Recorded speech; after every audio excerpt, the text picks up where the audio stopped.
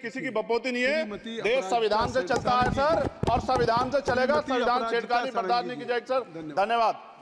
जो SC ST OBC और मुस्लिम और अन्य धार्मिक अल्पसंख्यक, उनके साथ भी माननीय सभापति जी जातिगत और धार्मिक जो है शोषण किया जा रहा है। जब जातीय जनगणना पूरी होगी और जातीय जनगणना कराई जाएगी और साथ साथ संख्या के आधार पर आरक्षण जो है वंचित वर्गों का बढ़ाया जाएगा। उसके साथ साथ जब राष्ट्रपति जी अभिभाषण पर बात रख रही थी तो उन्होंने शहरी और ग्रामीण क्षेत्रों के विकास की बात कही और ये भी कहा कि दुनिया में सबसे उत्तम शहर हमारे यहाँ बने। लेकिन माननीय सभापति जी 70% आबादी तो गांव में निवास करती है, तो गांव की आबादी के बारे में भी सोचना होगा कि उनका जीवन कैसे बदले। माननीय सभापति जी, उच्च शैक्षणिक संस्थानों में बहुजन समाज के जो छात्र हैं उनके साथ कास्ट एट्रोसिटी हो रही है, निरंतर उनकी हत्या हो रही है। साथ साथ जो सरकारी कर्मचारी हैं दफ्तरों में उनके साथ भी। इसलिए मेरी मांग भी है कि पुरानी पेंशन को भी अध्यक्ष जी बहाल किया जाए। जो कर्मचारी देश की सेवा में लगे हैं उनका भी सम्मान होना चाहिए। साथ साथ सभापति जी, भाजपा ने चुनावी लाभ के लिए सबका साथ सबका विकास के नारे दिए जो खोखले हैं, क्योंकि 10 साल में दलित, पिछड़े, आदिवासी, मुस्लिम और अन्य धार्मिक अल्पसंख्यक जो अत्याचार हुए हैं वो किससे छिपे हुए नहीं हैं। ये गलत है, ये बंद होना चाहिए। सभापति महोदय जी, महामहिम राष्ट्रपति जी के अभिभाषण में निजी क्षेत्रों में SC ST OBC को रिजर्वेशन देने का कोई उल्लेख नहीं हुआ है, जो कि आज चर्चा का विषय, क्योंकि 98% प्राइवेट सेक्टर है, 2% सरकारी सेक्टर है, तो 98% प्राइवेट सेक्टर में भी हमारी हिस्सेदारी की बात होनी चाहिए। माननीय सभापति जी, आशा कार्यकर्ताओं, आंगनबाड़ी वर्करों, भोजन माताओं के वेतन वृद्धि पे भी कोई उल्लेख नहीं हुआ है, वो भी अभी नंगे, उन पर भी सोचना पड़ेगा। माननीय सभापति जी, जिस क्षेत्र से मैं चुन के आऊँ नगीना से, वो बहुत पिछड़ा क्षेत्र है। उस क्षेत्र में कोई विशेष आर्थिक पैकेज नहीं दिया गया, रोजगार की सेवाएं नहीं है, नौजवान पलायन करता है। IIT, IIM, एम्स, केंद्रीय विद्यालय आदि शिक्षा में और चिकित्सा संस्थानों की स्थापना होनी चाहिए, जो कि नहीं है। और माननीय सभापति जी, मानसून सत्र आ गया है, मेरा क्षेत्र बाढ़ से बहुत प्रभावित है, इसलिए मैं आपसे आग्रह करूंगा कि वहां के लोगों को बाढ़ से निजात दिलाई जाए।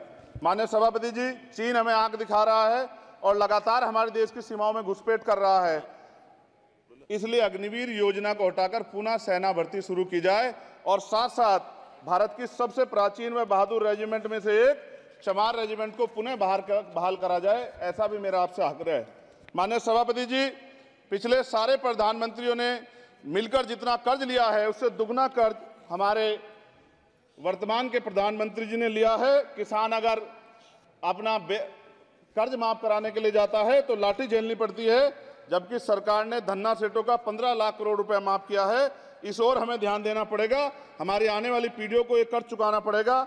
माननीय सभापति महोदय जी, किसानों को MSP की लीगल गारंटी तथा किसानों का कर्ज माफ होना चाहिए। साथ साथ 2 अप्रैल 2018 को SC ST के बच्चों पे बहुत बड़े पैमाने पे मुकदमे लगे थे, वो हमारी लड़ाई सही थी, ये सुप्रीम कोर्ट ने माना और बाद में सरकार ने माना, वो मुकदमे तुरंत वापस होने चाहिए। माननीय सभापति जी, प्रेस जो है उस पर भी शिकंजा कसा जा रहा है। जो पत्रकार सरकार के खिलाफ बोलता है नौकरी से हाथ धोना पड़ता है, और सोशल मीडिया हमारा हथियार है, उस पर तरह तरह के प्रतिबंध लगाए जा रहे हैं और विरोध करने वालों को सोशल मीडिया हैंडल भी सस्पेंड करा दिए जा रहे हैं।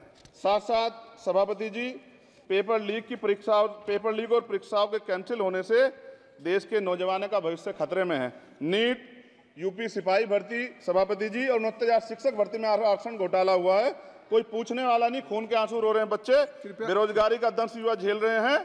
इसलिए मेरा आग्रह है कि युवाओं के लिए कृपया समाप्त करें चंद्रशेखर। माननीय सभापति जी, मैं पहली बार बोल रहा हूं, आप कहेंगे मैं बैठ जाऊंगा, मैं आपकी बात, मैं संवैधानिक मर्यादा का पालन करूंगा, मगर हम तो माननीय सभापति जी सुन ही रहे हैं। आप बोलिए, 1 मिनट। धन्यवाद। 1 मिनट और बोलिए। अध्यक्ष सभापति जी, नारी सम्मान की बात करने वाली सरकार, हमने मणिपुर देखा सर, हमने पहलवान बेटियों का हर्ष देखा सर, और हमने सर हाथरस की बेटी का हर्ष देखा सर, और हाथरस के परिवार को जो वादा किया था सरकार ने वो भी पूरा नहीं किया।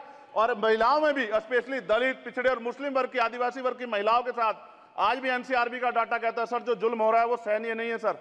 साथ साथ कोविड में तैरती, हमने कोविड में बहुत सुना सर, कोविड में तैरती लाशें भी गंगा में हमने देखी है सर, और मजदूरों का हाल भी हमने देखा है। सभापति जी, बस सब समाप्त कर रहा हूं। नोटबंदी पे छोटे मजले उद्योग की जो कमर टूटी वो भी हमने देखी है। सभापति जी, शैक्षणिक संस्थानों, विश्वविद्यालयों में, चिकित्सा संस्थानों में OBC ST के योग्य अभ्यर्थी को NFS करके जिस तरह निकाला जा रहा है, लेटरल एंट्री करके जिस तरह हमारे रास्ते बंद किए जा रहे, ये भी हम देख रहे हैं सभापति जी। साथ साथ मेरा ये कहना है सर, ये सबका इशू है कि प्राइवेट कर्मचारी सर और सरकारी भी कई जगह पे 8 से ज्यादा घंटों से काम करते हैं और उनको जो सर उचित वेतन भी नहीं मिलता, तो न्यूनतम वेतन 20,000 रुपए तय हो और 24 घंटे की ड्यूटी। उदाहरण के तौर पे यूपी पुलिस सर बहुत पूरा काम करते हैं वो लोग। वो राज्य के विषय हैं, आप यहाँ सर मैं आपके राज्य सरकार के लिए भी आपके संज्ञान में डाल रहा हूँ विषय सर। पुलिस सब जगह है सर, लेकिन सवाल ये है सर, बहुत पसीना बातें हैं, 8 घंटे की ड्यूटी और वेतन विसंगति वोटर स्कीम से उनको जो बाहर किया जाए। माननीय सभापति जी, 1 मिनट चाहिए सभापति जी। राष्ट्रपति जी ने धर्म के बारे में बात की थी। राम मंदिर से पहले हमारे गुरुघर तुगलकाबाद का फैसला आया था राष्ट्रपति जी, वो सभापति जी अभी तक दिल्ली में स्थित सदगुरु रविदास जी महाराज का गुरुघर नहीं बना। साथ साथ सभापति जी अपनी बात को खत्म करते हुए मैं आपसे कहना चाहता हूं कि जितना देश दूसरों का है सर, इतना हमारा भी है। हम मरने के लिए पैदा नहीं हुए, जो चाहता है हमारी हत्या कर देता है। मूछे रखने पे, घोड़ी पे बैठने पे, मटकी छूने पे हमारी हत्या हो रही है। क्या बदला है सर 70 साल बाद भी? दलित पिछड़े मुसलमानों पे हिंसा नहीं रुक रही है सर। मेरा आपसे संरक्षण के साथ ये आग्रह है कि इन घटनाओं को रोका जाए और देश